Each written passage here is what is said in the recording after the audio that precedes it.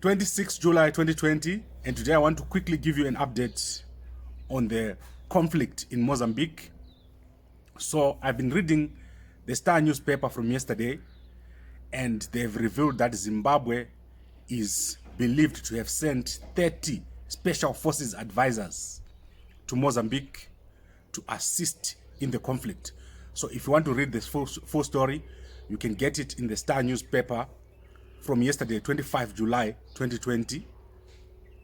And so this comes as SADC is failing to come up with a proper plan to respond to the insurgency in Cabo Delgado.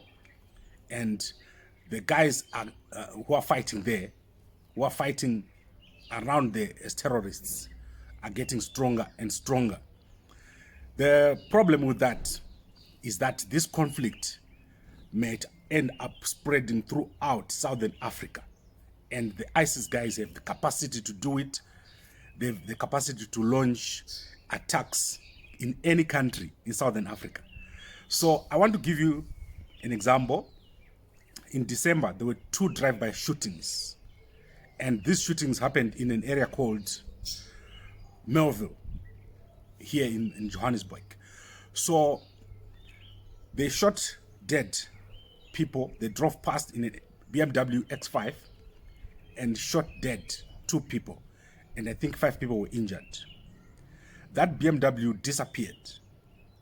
And then after a few hours, that was on 31 December 2019. After a few hours, they went to another place called Fitzgerald Square, and they shot at people who were having a function down underground. So they went to the top of the bridge and they started to shoot at people who were down having a function, and 11 people were injured. So from December until now, we are almost at the end of July. That car was not found.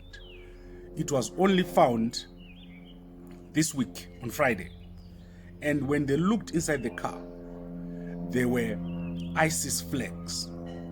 There were also bomb-making manuals, and there were weapons, AK-47s, Uzi, pump-action guns, and pistols.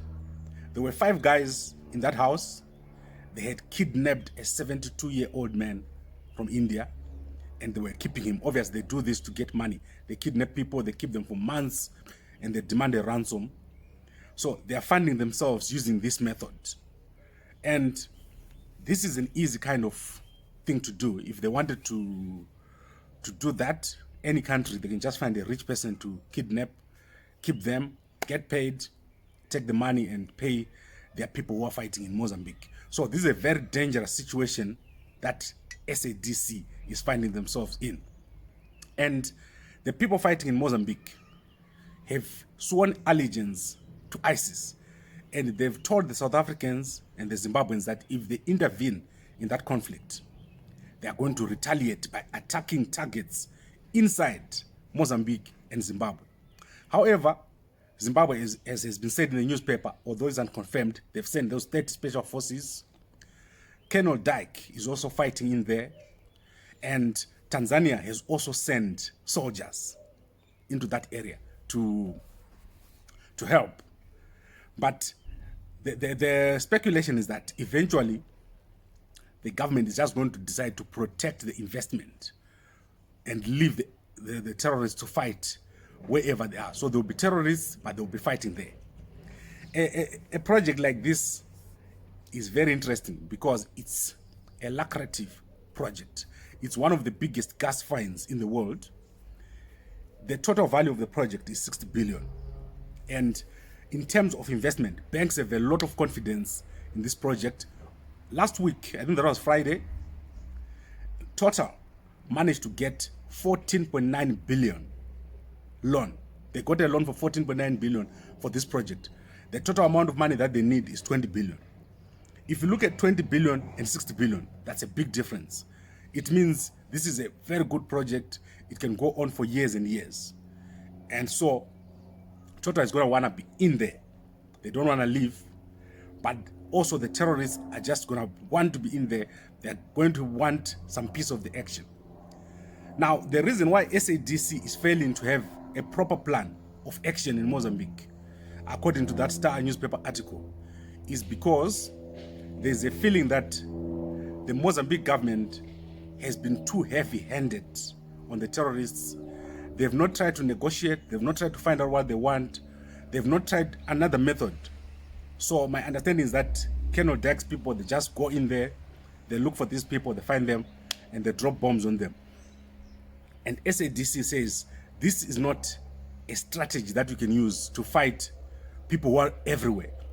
You can do that for years, but they can still come and attack targets. So if one guy just gets a gun, he can run amok in a place.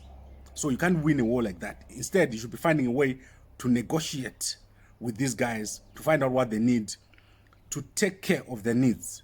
And the biggest need is employment. The guys there, they feel that there's been no employment. The region has got no development at all. It's underdeveloped.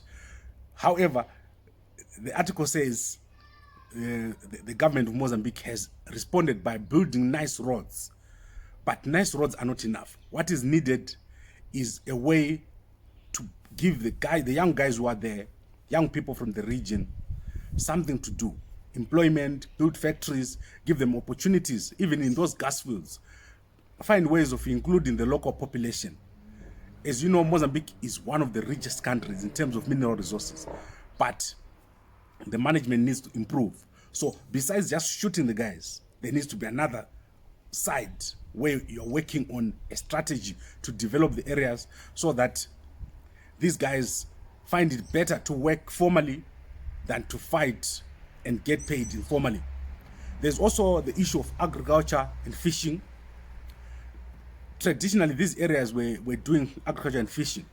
And now that these new people have come in to do gas projects, that has disrupted that traditional way of life.